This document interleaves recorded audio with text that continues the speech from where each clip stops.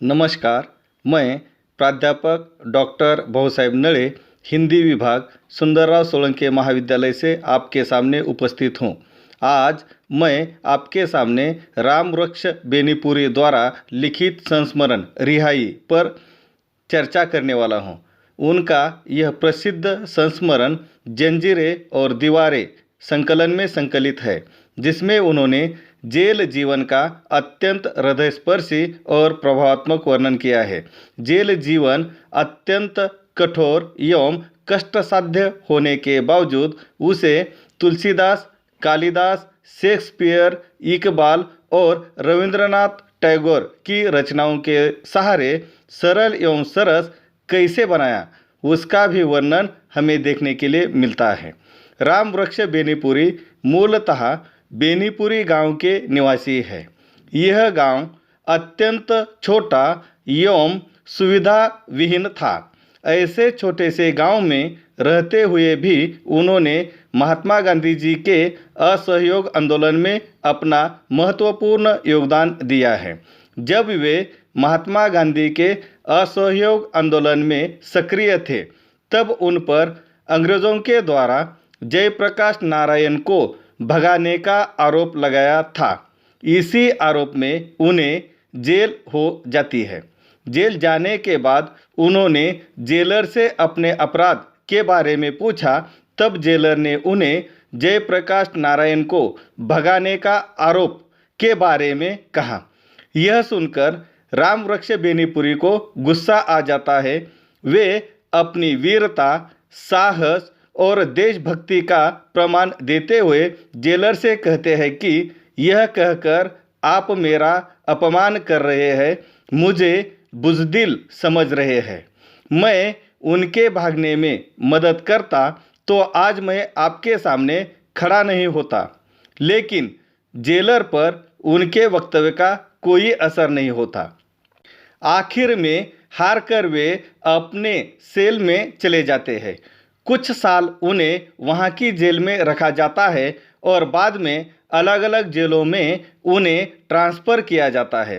उनका आखिरी ट्रांसफ़र नागपुर के हजारीबाग जेल में हो जाता है। यहाँ आने के बाद उन्होंने जेलर को बार बार पैरोल की छुट्टी मांगी, लेकिन उन्हें वह कभी मंजूर नहीं हुई। उनके पिता तुल्य मामा जी का देहांत हुआ। सौतेली माँ चल बसी, बेटे की शादी हुई। हर बार उन्होंने पैरोल की छुट्टी मांगी, लेकिन अंग्रेज जेलरों को दया नहीं आई।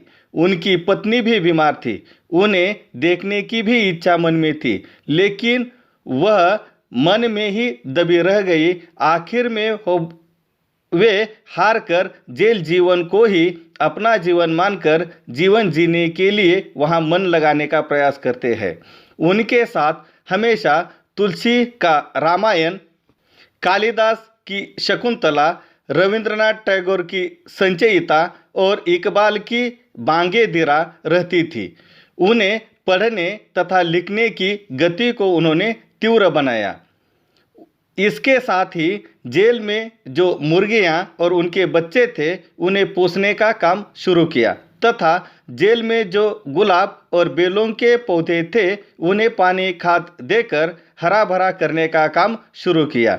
इतना ही नहीं तो शाम के समय तुलसीकृत रामायण का सव्याख्या पाठ करना भी शुरू किया। इस प्रकार के कार्य में जेल के अन्य कैदी, जिसे हम देशभक्त भी कह सकते हैं, धीरे धीरे जुड़ते गए।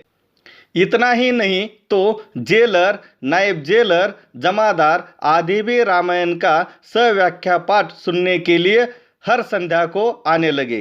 इन्हीं दिनों में प्रांत के नए गवर्नर आए थे। उन्होंने भी सव्याख्या पाठ सुना था। जेल का वातावरण और उसमें रामवृक्ष बेनीपुरी का योगदान भी उन्होंने देखा था। जेल के कैदियों अर्थात देशभक्तों में अपनापन, प्रेम और स्नेह का भाव निर्माण हो गया था। जब उनमें से एक आधा कैदी अर्थात देशभक्त रिहा हो जाता या पैरोल पर छूटता, तो जेल में उत्सव का वातावरण निर्माण हो जाता। सभी देशभक्त मिलकर फूलों की माला उन्हें पहनाते, अभिनंदन और यथोचित स्वागत करते। उनका यह स्नेह और प्यार देखकर आंखों में पानी आ जाता था। रिहाई के आनंद से भी ज़्यादा इन लोगों को छोड़कर जाने का दुख उन्हें परेशान करता था। इस तरह हर दिन का कार्यक्रम सभी जेल के कैदियों अर्थात देशभक्तों का चल रहा था। इसी के चलते एक दिन रामवृक्ष बेनीपुरी को सौभाग्यवती पतोहू का पत्र मिलता है, जिसमें उन्होंने लिखा था कि उनकी सरकार अर्थात पोती की स्थिति ठीक नहीं है। वह हमेशा आपके बारे में सोचती है, घर में इधर उधर आपको ढूंढती है। उसे लाख समझाने के बावजूद भी वह मेरी एक नहीं सुनती। इस तरह की बातें पढ़कर रामवृक्ष बेनीपुरी भावुक हो जाते हैं। उसे देखने की इच्छा मन में निर्माण हो जाती है। इसी अभिलाषा के चलते उस पत्र को अंग्रेजी में अनुवादित करके जेलर के पास भेजकर पैरोल की छुट्टी मांगते हैं।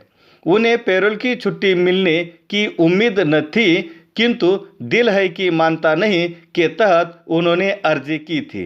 इस प्रांत के नए जेलर ने अर्जी मिलते ही उनके जेल के CID कार्यालय में फ़ोन करके उनके बारे में जानकर रिपोर्ट मंगवाई तथा नागपुर के हजारीबाग जेल में फ़ोन करके पैरोल पर अर्थात 60 दिन के लिए छोड़ने की ऑर्डर भी दी। अर्जी के 3 दिन बाद ही रामवृक्ष पैरोल पर छुट्टी मिलने की सूचना मिलती है तो सभी उनके साथी खुश हो जाते हैं। आनंद उत्सव का वातावरण निर्माण हो जाता है। बेले और गुलाब के फूलों की मालाएं पहनाई जाती है। सबकी आंखें नम हो जाती है और क्यों न होगी। लगभग 5 साल तक सभी ने एक साथ बैठकर अपने सुख दुखों को बांटा है, हंसी मजाक की है, बातचीत और व्यंग्य विनोद में ठहाके लगाए हैं। तो ऐसे समय में अपना साथी विदा हो रहा है तो दुख तो होगा ना। उनमें भी फूलन जी, चांद बाबू और सत्यनारायण भाई को अधिक दुख हो जाता है। सभी की आंखें नम हो जाती है रामवृक्ष बेनीपुरी को विदा करते समय। ऐसे दुख भरे माहौल में भी उनकी आंखों में पानी नहीं आता तथा अपने साथियों से बिछुड़ने की कसक मन में निर्माण नहीं होती, बल्कि जेल के प्रति मन में विद्रोह और चिढ़ की भावना निर्माण हो जाती है। उन्हें अपने व्यक्तित्व और कर्म के आगे जेल की दीवारें और जंजीरें छोटे और बौने लगते हैं। वे उन्हें ललकारते हुए कहते हैं, फौलादी जंजीरों, पत्थर की दीवारों, क्या तुम में इतनी शक्ति है मुझे बांधकर रखने की? तथा तुम्हें सलाम, अब मैं तुम्हारी बाहों में आने वाला नहीं हूँ। हालांकि उन्हें केवल 60 दिनों की ही पैरोल पर घर जाने की अनुमति मिली थी। जब वे अपने गांव जा रहे थे तब जेल में लिखी साहित्य रचना के 2,500-3 हजार पृष्ठों की पांडुलिपियां साथ थी। उन्हें लेकर वे जब बेनीपुरी गांव के पास पहुंचते हैं तब सारे गांव वाले उनका स्वागत और सत्कार करने के लिए खड़ा हो जाते हैं। गांव में आनंद उत्सव का वातावरण फैला था। जिस तरह 14 वर्ष वनवास के बाद अयोध्यावासी प्रभु श्री रामचंद्र जी का स्वागत धूमधाम से करते हैं, ठीक वैसे ही स्वागत रामवृक्ष बेनीपुरी का गांव वाले करते हैं। वे लगभग 10 साल जेल जीवन के बाद अपने गांव लौटे थे। रामवृक्ष बेनीपुरी ने जेल में 2,500-3 हजार पृष्ठों की पांडुलिपियां लिखी थी। वे उन्हें 7-8 हजार में बेचना चाहते थे, लेकिन उतनी कीमत तो केवल 100 पृष्ठों को ही मिली, जो माटी की मूर्तें नाम की रचना बनकर हमारे सामने आई है। बाद में उन्होंने अपने आप को साहित्य लेखन के प्रति समर्पित किया है। उनका समग्र साहित्य मानवतावाद, मानवीय चेतना और देशभक्ति की भावना से ओतप्रोत है। कुल मिलाकर हम कह सकते हैं कि प्रस्तुत संस्मरण के माध्यम से लेखक की देशभक्ति, उनका जीवन संघर्ष, जेल जीवन, साहित्य साधना और मिलनसार व्यक्तित्व की अनेक छटाएं हमें प्रस्तुत निबंध में देखने के लिए मिलती है, तो दूसरी तरफ अंग्रेज़ों की क्रूरता और निष्ठुरता का भी दर्शन होता है। लेकिन प्रांत के नए गवर्नर जिन्होंने उन्हें पैरोल की छुट्टी मंजूर की, उसमें संवेदना और मानवीयता के गुण भी हमें देखने के लिए मिलते हैं। इस तरह हमें रिहाई संस्मरण देखना और पढ़ना चाहिए। इस तरह के अनेक बिंदु इसके प्रमाण के रूप में हमें उस संस्मरण में देखने के लिए मिलेंगे। आज के लिए इतना ही काफ़ी। इस दृष्टि से आप सभी इस संस्मरण को पढ़िए। धन्यवाद।